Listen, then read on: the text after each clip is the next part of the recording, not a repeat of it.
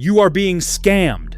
Somebody took the same movement, put a different name on it, and charged you $4,000 more. The watch industry has been running 5 distinct versions of this scheme for decades. But most buyers never notice because the boutiques are beautiful and the ads are persuasive. Today, we unravel the mechanism. We'll talk about 5 brands, the brand tax they are making you pay, and a pattern nobody in a boutique is going to explain. Number 5, Longines, the conglomerate shelf tax. Picture 2 counters in a Swatch Group boutique. Tissot on the left, Longines on the right. 1 sales associate per counter. Same training program, same corporate parent, same headquarters in Bielbienne, Switzerland, where the pricing decisions get made.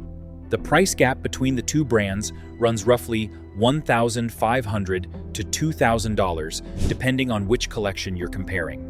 Walk away from that boutique carrying either watch, and you're holding a product manufactured under the same corporate umbrella, drawing from the same movement suppliers, assembled in the same Swiss cantons. The question nobody asks at the counter: what exactly justifies the difference? The Longines Conquest Classic Automatic retails around $2,100. It runs the Longines Caliber L619, which is a modified ETA 2892A2. The Tissot T-Classic PR 516 Powermatic 80 runs a different ETA variant. This one with an 80-hour power reserve, which is longer than what Longines offers in several comparable references. Both movements come from ETA's manufacturing network, wholly owned by Swatch Group, the same company purchasing movements from itself at internally negotiated prices, then presenting the result as 2 distinct tiers of Swiss watchmaking. The case finishing on the Longines is a step up. The dial quality is nicer. The branding carries a heritage story that Tissot doesn't attempt to invoke. But the gap between what you're buying and what you think you're buying is worth sitting with for a moment. Prior to the 1980s, Longines was not a tier in a conglomerate's pricing structure. It was a manufacturer in the full, traditional sense of the word. In 1942 and 1943, Longines held documented world precision records, certified by the Neuchâtel Observatory, for the accuracy of their observatory chronometers. Their calibers from the post-war period were among the most technically accomplished production movements of the era. The caliber 30Z, produced through the 1950s, was used by navigation schools and meteorological stations across Europe because it was actually accurate enough to rely on for serious work.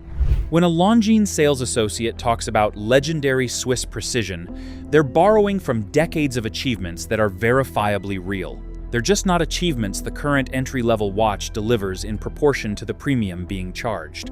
The Swatch Group consolidated its brand portfolio in the 1980s and 90s with the explicit goal of segmenting the market by price tier. Longines was assigned aspirational positioning. Omega above it, Tissot below, Certina and Mido at the entry level. This is a legitimate business strategy and a sensible one from a conglomerate perspective. But the outcome is that the Longines premium above Tissot is primarily a shelf assignment, not an engineering outcome. You're paying for a brand's designated position in a corporate portfolio architecture rather than a measurable difference in what the movement does when you're trying to catch a train. A Watch Crunch thread from 2024 comparing the Conquest Classic against the Tissot PRX ran for over 40 pages. The consensus from people who'd handled both, the Longines is prettier, the Tissot is frequently the smarter purchase, and the extra $1,500 delivers a nicer bracelet, better polishing, and a different name on the dial. The secondary market confirms the community's reading. Pre-owned Longines Conquest references trade at consistent discounts to retail because the premium above Tissot isn't independently valued by the market the way a premium from Omega or Rolex is. Let me tell you what the money actually buys. You walk into the boutique, and the Longines counter has velvet trays, leather accessories, slightly better lighting. The salesperson is a degree more attentive. You walk out with a nicer box, a more substantial warranty card, and the sense of having made a considered purchase. The Tissot counter is friendlier, and the box is plainer. The movement inside both watches is manufactured by the same company that owns both counters. The Longines tax is soft, the watch is good, and will last decades with proper care. You're not getting something dishonest. But between the $2,000 Longines and the $800 Tissot running a movement from the same corporate manufacturing network, the extra money went primarily to brand positioning infrastructure, heritage marketing, velvet trays, and the feeling of having stepped one shelf to the right. Not the watch. The honest version of the Longines pitch would go, "This is a better finished Tissot at a higher price point, positioned aspirationally within our conglomerate." The history we invoke is real but doesn't translate directly to what's inside this specific movement at this price. Nobody gives that pitch. But it's the accurate one. Which Longines do you own? The conglomerate shelf tax is the quietest one on this list. What comes next charges more and runs the same argument more expensively. Before we move on to the next part, let me tell you this.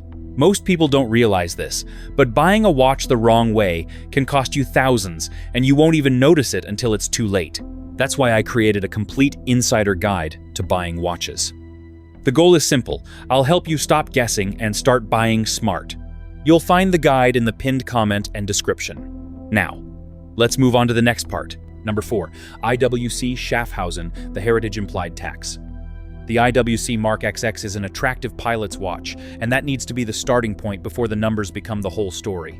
40mm case, 49mm lug-to-lug, clean dial with anti-reflective convex sapphire crystal, slim bezel, and the kind of legibility that earned pilot watches their place in aviation instrument culture. The finishing is honest. The proportions are well judged. The red bar on the crown guard is understated. It reads right from the moment you put it on your wrist. It retails for $4,300. Now open the case back. IWC's standard Mark XX has a sapphire display back, so you'll see the movement without tools. What you find is the IWC caliber 35111. In 2020, a Watch You Seek forum member wrote to IWC directly after research suggested the movement had changed from the previous ETA 2892 A2 base.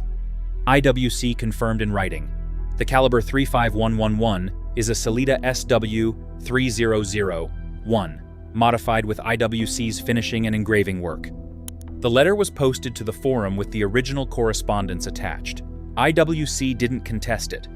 The Sellita SW3001 is a capable movement, accurate within standard tolerances, 42-hour power reserve, well proven across years of high-volume production.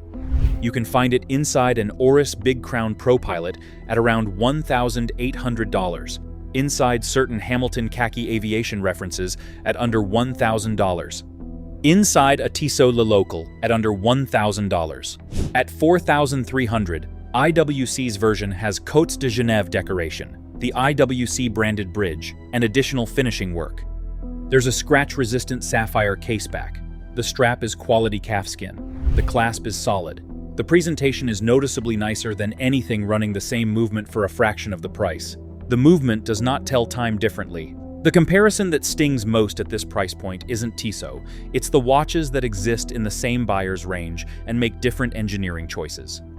A Stoa Flieger Original, built to German DIN 8330 specifications that trace directly to Luftwaffe pilot watch requirements from the Second World War, runs the ETA 2,824 to 2 in a case with provenance IWC can't claim. It retails under $1,400. The SIN 556A, a Frankfurt-made pilot watch with a cult following among people who buy tools rather than symbols, runs a modified ETA 2,824 with additional manufacturing treatments. Under $1,500.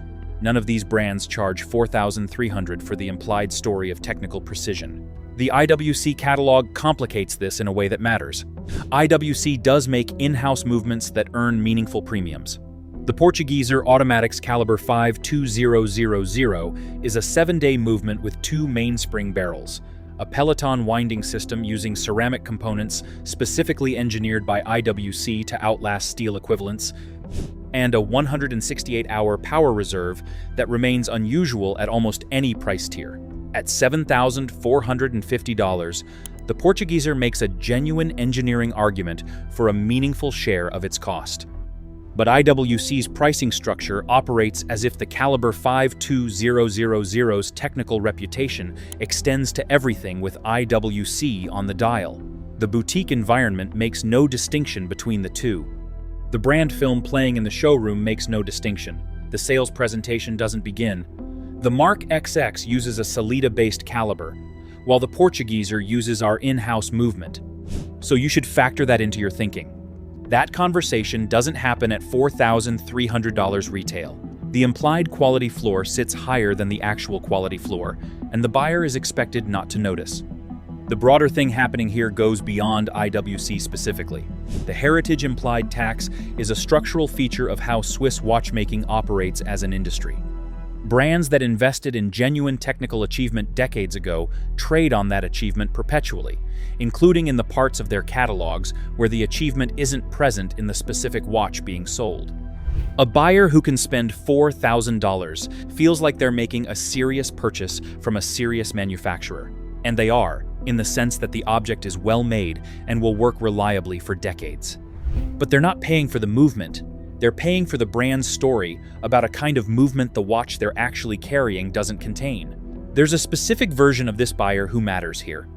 He's in his 30s, done well, carries himself as someone who does his research before spending money. He reads 2 watch articles before walking into the boutique. Both mention IWC's reputation for precision. He tries on the Mark XX, feels the case quality, reads the clean dial. He pays $4,300 feeling like he bought into something technical and serious. He did, but the technical and serious part isn't in the movement, it's in the marketing. The heritage implied tax works because the brand's reputation is real and the watch is good. That combination makes the discrepancy between the implied and actual engineering quality very hard to see from inside the boutique. IWC implies technical prestige across the catalog. Tag Heuer takes the same idea and builds a trap inside it. Number 3. Tag Heuer, the marketing halo tax. The Carrera chronograph glass box is a legitimately good watch, and I want to start there, because this entry isn't about that watch. It's about what sits around it. The TH2000 caliber inside the glass box is Tag Heuer's in-house development. 80-hour power reserve, column wheel chronograph with a vertical clutch, COSC certified, 5-year warranty. The curved sapphire crystal that extends over the edges of the case is a distinctive construction with no direct imitator at the price. At $6,500, the watch makes a real case for itself based on actual engineering, and mostly wins the argument. The glass box earned its reputation. Now look at what that reputation is being used to sell. The Carrera Day-Date at $3,700 runs the Tag Heuer Caliber 5. The Caliber 5 is a Salida SW2001 base, 38-hour power reserve, no COSC certification, no column wheel. The Carrera Twin Time at $3,300 runs the Caliber 7 or TH3103, depending on the variant, also Salida-based, also uncertified. Tag Heuer does not advertise this distinction at the boutique level. The Carrera name applies equally to TH2000 references and Salida-powered references. The motorsport heritage, the Jack Heuer story, the Carrera Panamericana road race that gave the collection its name, the Formula One partnership. All of this sells the Day-Date at $3,700 without the movement inside that watch having any relationship to the precision timing achievement the marketing invokes. Put the Day-Date next to a Tudor Black Bay 58, similar price tier around $4,300. The MT5400 U inside the Black Bay carries dual COSC and Meta's Master Chronometer certification. Metas tests the complete assembled watch after casing, requiring performance within 0 to +5 seconds per day in the finished object. Tudor applies this standard across the Black Bay lineup as a matter of consistent policy, not as a premium tier upsell available only on one reference. Every Black Bay buyer gets the certified movement. At Tag Heuer, certification depends on which Carrera you happen to choose. Most buyers don't know to ask the question before signing. The sales presentation doesn't volunteer the distinction. The Carrera branding implies a quality floor that not every Carrera meets. The secondary market has registered this clearly. Watch Charts data shows consistent variance in pre-owned Carrera value retention between the Sellita-based references and the TH2000 glassbox generation. Buyers who researched before purchase got into the right references. Buyers who trusted the Carrera name to guarantee a consistent movement standard found the distinction when they tried to sell. The Carrera Day-Date does not retain value the way the glassbox chronograph does, because the secondary market understands what's inside each one, even when the boutique doesn't explain it. This is the marketing halo tax. The glassbox earned a genuine reputation.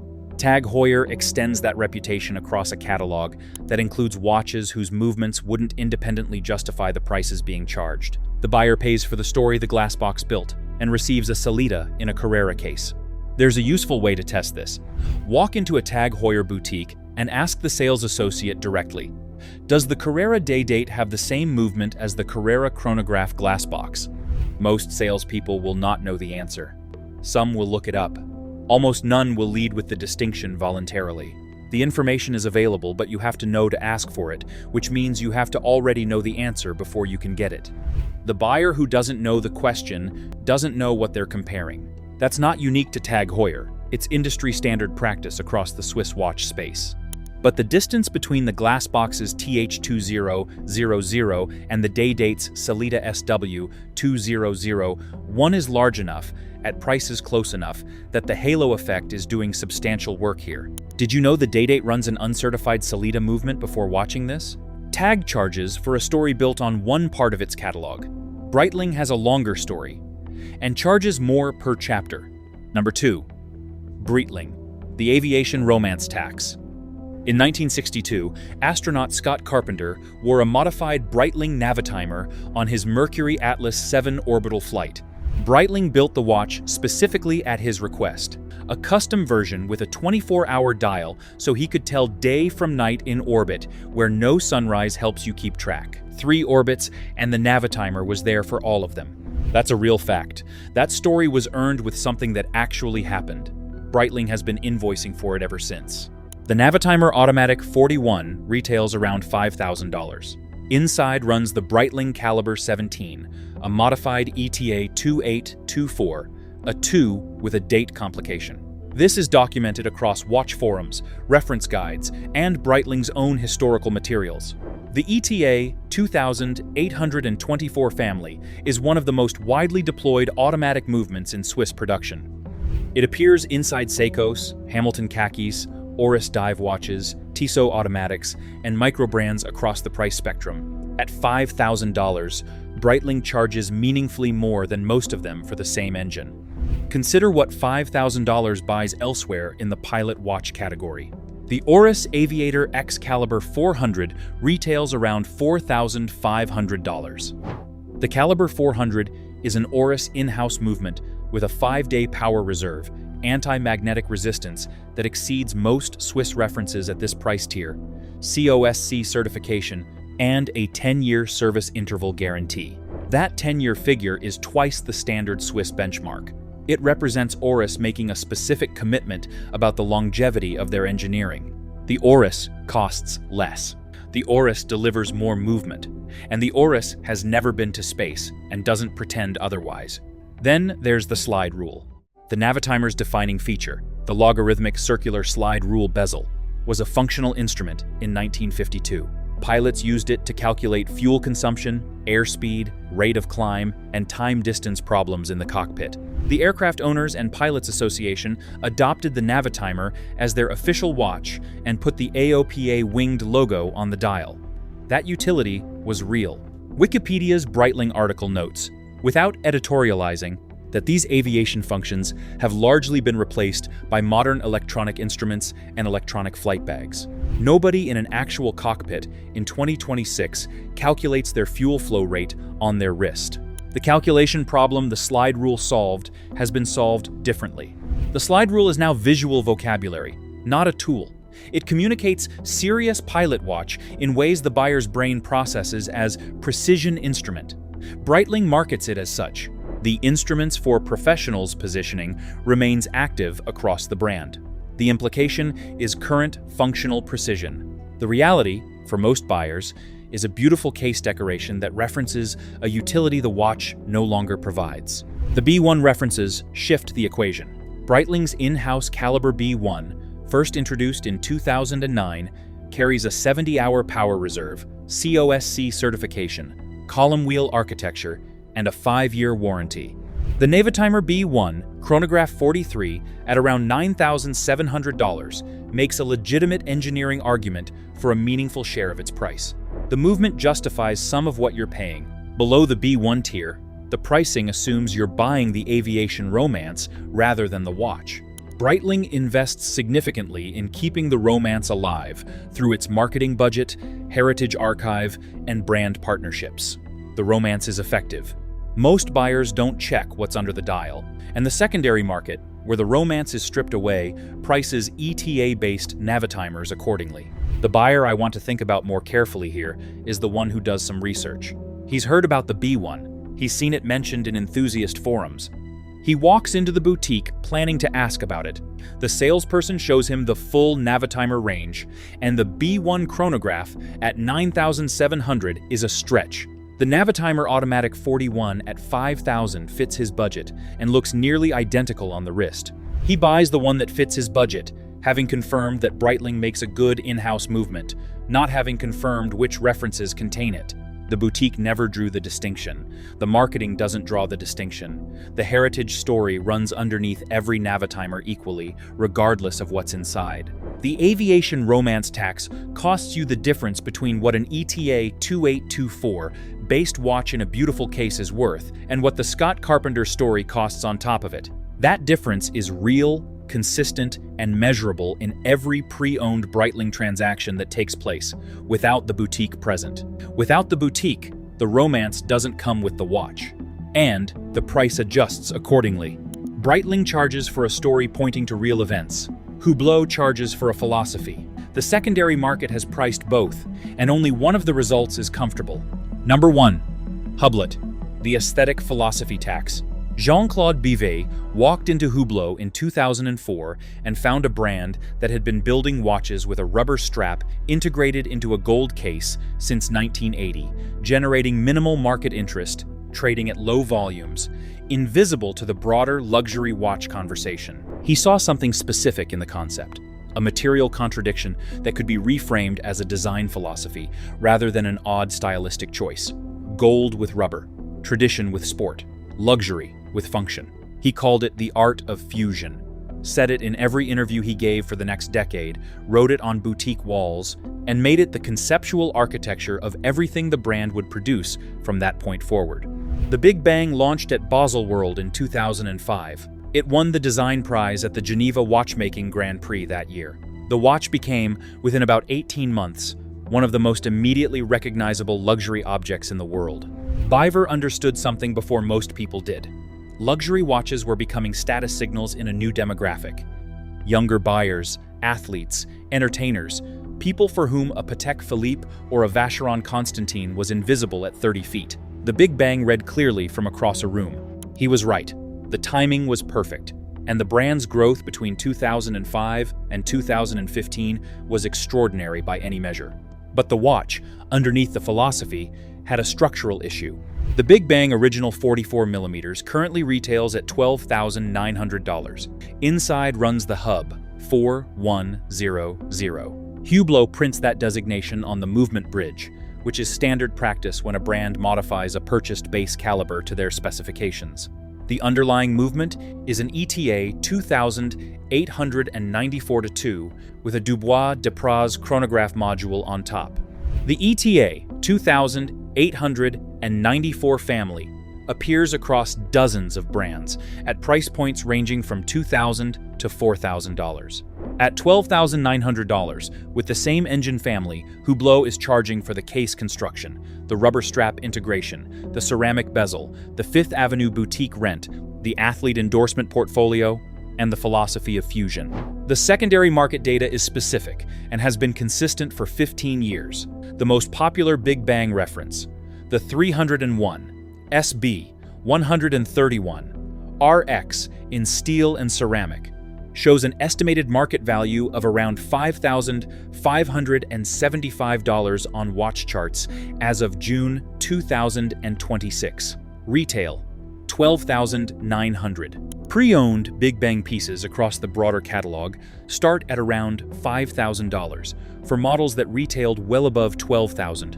Buy one in the morning, hold it 3 years, sell it in the afternoon. The gap between what you paid and what you recover is the largest on this list. Compare that to what's happening with brands that tell different stories. A Rolex Submariner at around $10,900. Retail trades above retail consistently, with no marketing required to maintain demand. An AP Royal Oak in steel, $30,000 at retail, holds near or above retail despite recent softening across the luxury market.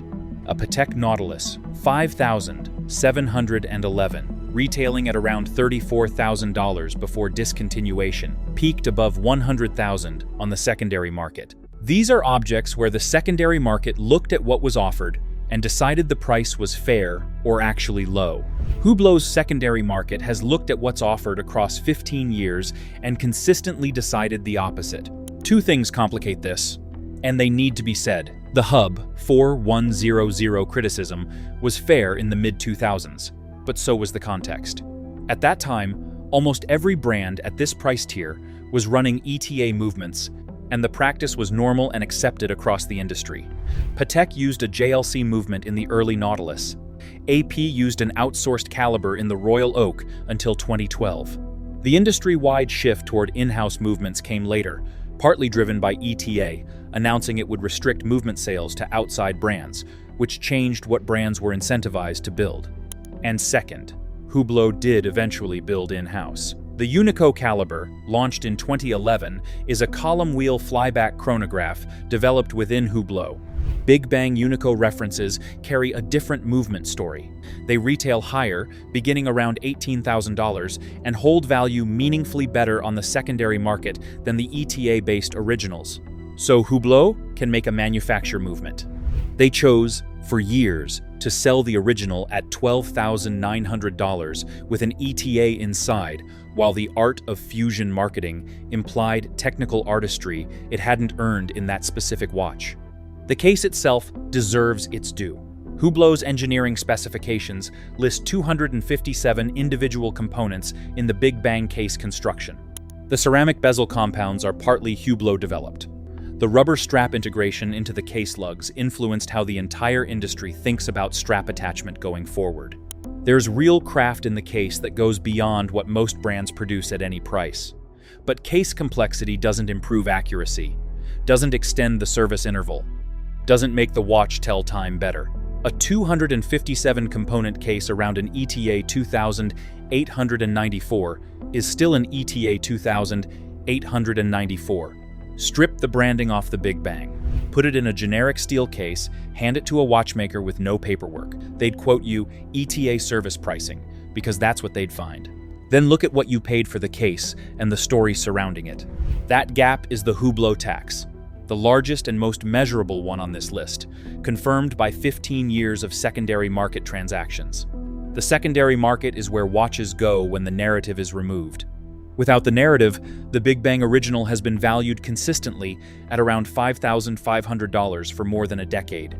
The aesthetic philosophy tax is the most expensive one on this list, but it's also the most clarifying one. Because when you understand what happened with Hublot, you understand what you're actually paying for across the entire luxury watch industry. You're paying for an object, and you're paying for a story about the object. When the story is bigger than the object can justify, you discover the difference when you try to sell.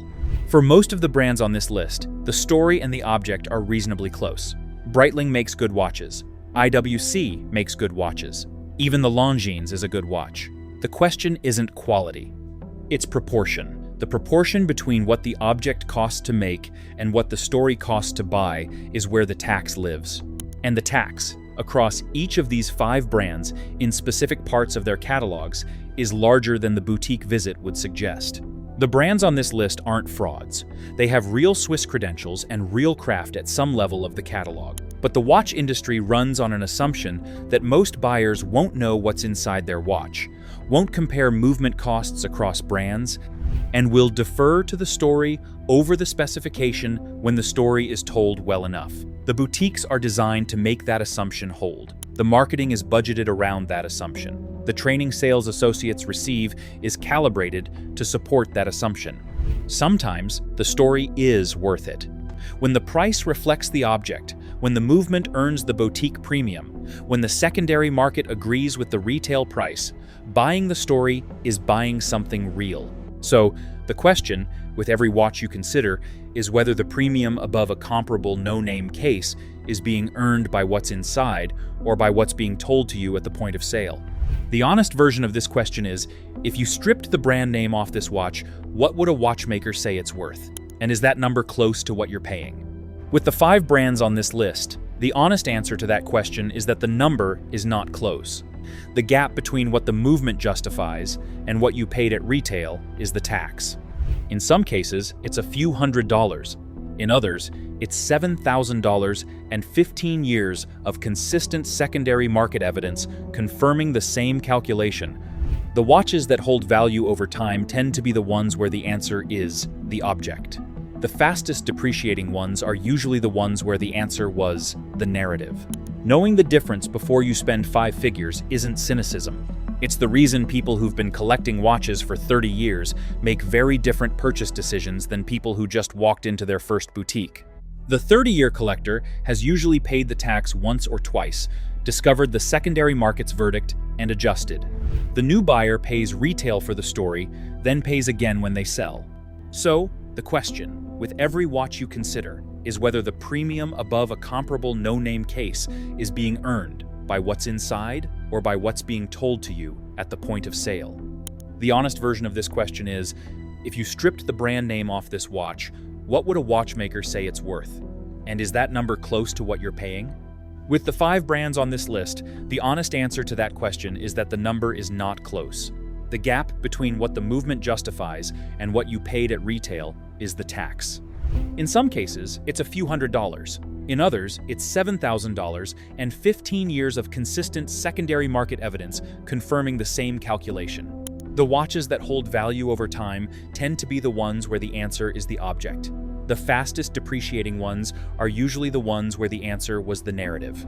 Knowing the difference before you spend 5 figures isn't cynicism. It's the reason people who've been collecting watches for 30 years make very different purchase decisions than people who just walked into their first boutique. The 30-year collector has usually paid the tax once or twice, discovered the secondary market's verdict, and adjusted. The new buyer pays retail for the story, then pays again when they sell. So now you know that you are paying for a brand name instead of what a watch can do. How will this shape your future purchases? Will you still fall for the stories and prestige, or will you see what makes your watch really special? Let me know in the comments. Before you go, hit the like button to help us make more investigative videos like this and subscribe.